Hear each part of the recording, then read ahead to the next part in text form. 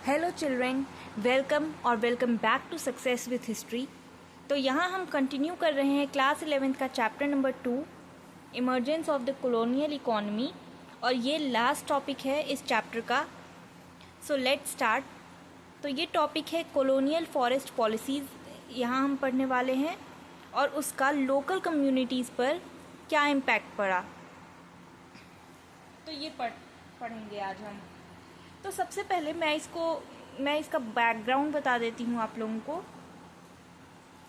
तो इंडिया में उस टाइम भी और अभी भी कई सारी ट्रीज़ को सैक्रेड माना जाता है,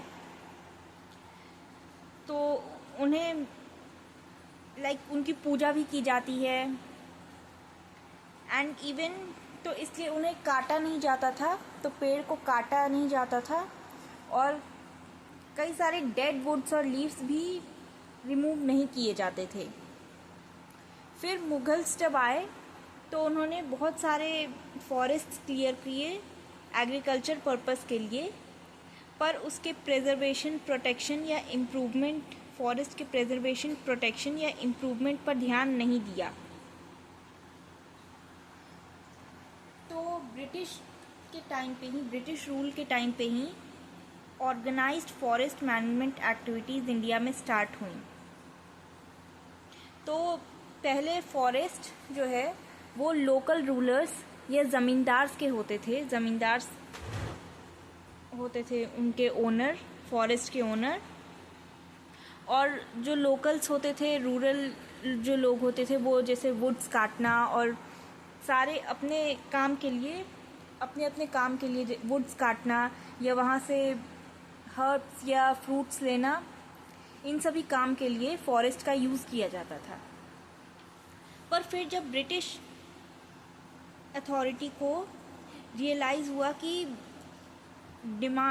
टिम्बर की डिमांड बहुत ज़्यादा बढ़ रही है, तो ब्रिटिश अथॉरिटी ने डिसाइड किया कि टिम्बर को एक रेवेन्यू सोर्स के एक बहुत ही इम्पोर्टेंट रेवेन्यू इनकम का सोर्स बनाएंगे। तो 1807 में ईस्ट इंडिया कंपनी ने पहली बार टीक वुड पर रॉयल्टी क्लेम की। इसके बाद लॉर्ड डेलहाउजी ने सबसे पहले 1855 में character of Indian forest issue कराया, नाम का एक मेमोरेंडम इशू कराया 1855 में लॉर्ड डेलहाउजी ने। तो अकॉर्डिंग टू दिस मेमोरेंडम, जो टिम्बर है, टीक टिम्बर, वो स्टेट प्रॉपर्टी होगी। फिर 1856 में अपॉइंट हुए first inspector general of forest, जिनका नाम था डिट्रिक ब्रांडिस। फिर 1865 में आया पहला रेगुलेशन एक्ट, जिसके बाद गवर्नमेंट के पास पावर आ गई कि वो कोई भी फॉरेस्ट को, कोई भी ऐसी लैंड जो कि ट्रीज से कवर्ड हो, उसे गवर्नमेंट फॉरेस्ट डिक्लेयर कर सकती है और उस पर रूल्स भी बना सकती है। तो इस एक्ट के अकॉर्डिंग ये प्राइवेट फॉरेस्ट की बात नहीं करता था, ये सिर्फ पब्लिक फॉरेस्ट की बात करता था। जो भी फॉरेस्ट गवर्नमेंट कंट्रोल करती है, केवल उसी की बात होती थी, प्राइवेट की नहीं। फिर उसके बाद इस एक्ट को रिप्लेस किया 1878 के इंडियन फॉरेस्ट एक्ट ने। तो अब इस नए एक्ट के अकॉर्डिंग फॉरेस्ट को 3 अलग अलग पार्ट्स में डिवाइड किया गया: रिजर्व फॉरेस्ट, प्रोटेक्टेड फॉरेस्ट और विलेज फॉरेस्ट। और जो फॉरेस्ट लैंड्स और प्रोटेक्टेड और रिजर्व फॉरेस्ट में फॉरेस्ट पर रिस्ट्रिक्शन इम्पोज किए गए, लोगों के यूज़ पर रिस्ट्रिक्शन इम्पोज कर दिए गए कि प्रोटेक्टेड और रिजर्व फॉरेस्ट में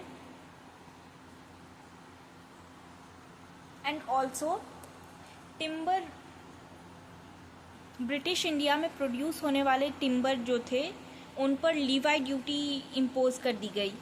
मतलब उस पर टैक्स लगता था टिम्बर पर। तो इस तरह से जो अथॉरिटी थी वो रेवेन्यू अर्न करती थी फॉरेस्ट से।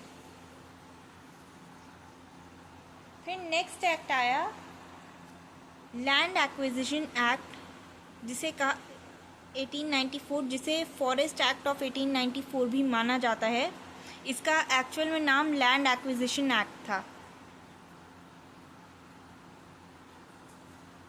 तो इसमें क्या हुआ,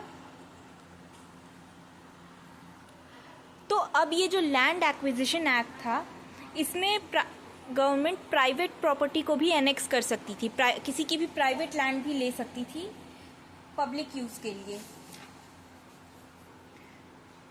पब्लिक पर्पस के लिए। जैसे कोई भी एजुकेशनल इंस्टीट्यूशन बनाना हो या हेल्थ फैसिलिटी बनानी हो, हॉस्पिटल्स बनाने हो, तो कोई भी यूज़ हो तो गवर्नमेंट प्राइवेट लैंड भी एक्वायर कर सकती थी। तो अब देखते हैं कि इसका लोकल कम्युनिटीज़ पर क्या इम्पैक्ट पड़ा। तो ऑफ कोर्स जो लोकल्स थे उन पर रिस्ट्रिक्शन इम्पोज कर दिया गया। तो वो वुड्स नहीं कट कर सकते थे अब, जो कि it was an important source of living for rural people. Woods काटना, अपने कैटल को खाना खिलाना, तो ये सब नहीं कर पाते थे, सारे राइट्स डिनाई कर दिए गए थे। और अब वो इंट्रूडर्स की तरह ट्रीट किया जाता था उन्हें। और अगर उन्होंने रूल्स फॉलो नहीं किए तो इम्प्रिजनमेंट और फाइन भी प्रिस्क्राइब थे। तो चलिए इसी के साथ होता है हमारा चैप्टर नंबर 2 ख़त्म। अब नेक्स्ट हम आगे बढ़ेंगे चैप्टर नंबर 3 से अगली वीडियो में। सो आई होप आपको ये वाला टॉपिक समझ आया होगा। अगर आपको बाकी टॉपिक्स देखने हैं तो आप मेरी प्लेलिस्ट चेक कर सकते हैं। इमर्जेंस ऑफ कॉलोनियल इकोनॉमी पर मैंने प्लेलिस्ट बनाई है, तो कोई भी टॉपिक देखना हो आप उसमें चेक कर सकते हैं। तो चलिए बाय, मिलते हैं अगली वीडियो में।